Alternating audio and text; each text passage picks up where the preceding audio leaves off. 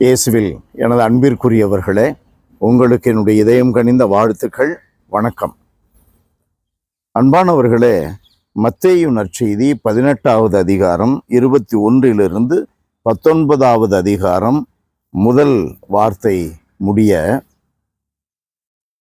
ஆண்டவரே, என் சகோதரர் சகோதரிகளுள் ஒருவர் எனக்கு எதிராக பாவம் செய்து வந்தால் நான் எத்தனை முறை அவரை மன்னிக்க வேண்டும்? 7 முறை மட்டுமா என பேதுரு கேட்கிறார்.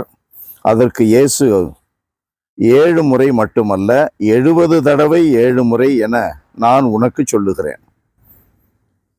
அதன் பிறகு இயேசு சொல்லுகிறார், விண்ணரசை இதற்கு ஒப்பிடலாம் என்று சொல்லி, ஒரு அரசர் தன் பணியாளரிடம் கடன் கொடுத்தார்.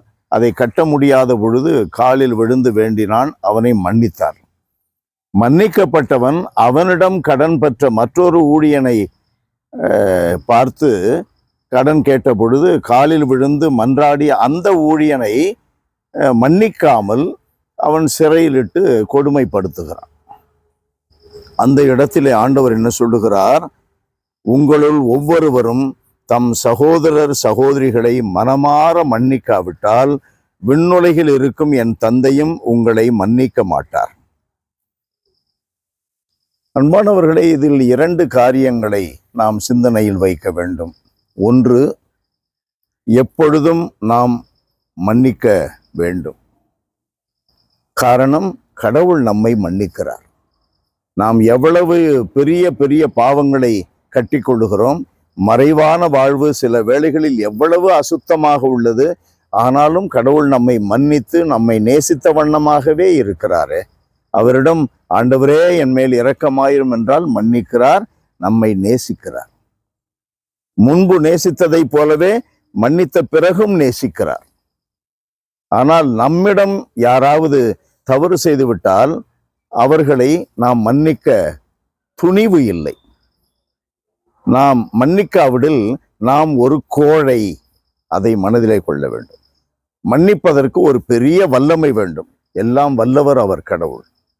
நமக்கு அந்த மன்னிக்கின்ற தன்மை இல்லை என்றால் நாம் ஒரு கோழை என்று பொருள். தவறு செய்ததற்காக மன்னிக்காமல், மன்னிப்பு கேட்பவனிடம் மன்னிக்காமல் தண்டிக்க விரும்பினால் நாம் ஒரு கோழை என்று பொருள். அதை மனதிலே கொள்ள வேண்டும். மற்றவர்களை நாம் மன்னித்தால்தான் கடவுள் நம்மை மன்னிப்பார் என்பதை மிக தெளிவாக உணர்ந்து கொள்ள வேண்டும். இது ஒன்று. இரண்டாவது, இன்றைக்கு பணம் வாங்குகிறார்கள். அதை கேட்கும் பொழுது அடுத்த மாதம் தர்றேன், 2 நாளில் தர்றேன் சொல்லுகிறார்கள். மறுபடியும் 1 மாதம் கழித்து கேட்கும் பொழுது, நான் என்ன தராமைய போயிடுவேன், கட்டாயம் தரேன்னு சொன்னேன்ல. அப்புறம் சில காலம் கழித்து கேட்கும் பொழுது என்ன சொல்லுகிறார்கள்? நான் தரமாட்டேன், உன்னால் ஆனது பார்த்துக்க. அன்பானவர்களே, அப்படிப்பட்டவர்களிடம் அவர்கள் மன்னிப்பை எதிர்பார்க்கவில்லை, இரக்கத்தை எதிர்பார்க்கவில்லை. அவர்கள் எதிர்பார்ப்பது நியாயம். நியாய உணர்வோடு நாம் நடந்து கொள்ள வேண்டும். நியாய உணர்விலே அவர்கள் சட்டத்திற்கு கட்டுப்பட்டவர்கள். நம்மை நஷ்டப்படுத்தி, நம்மை ஒன்றுமில்லாமல் வெறுமையாக்கி அவர்கள் வளர்ந்து கொண்டே இருக்கிறார்கள் என்றால் சமுதாயத்திலே தீமை வளர்கிறது. அதை நாம் விட்டு கொடுக்க கூடாது.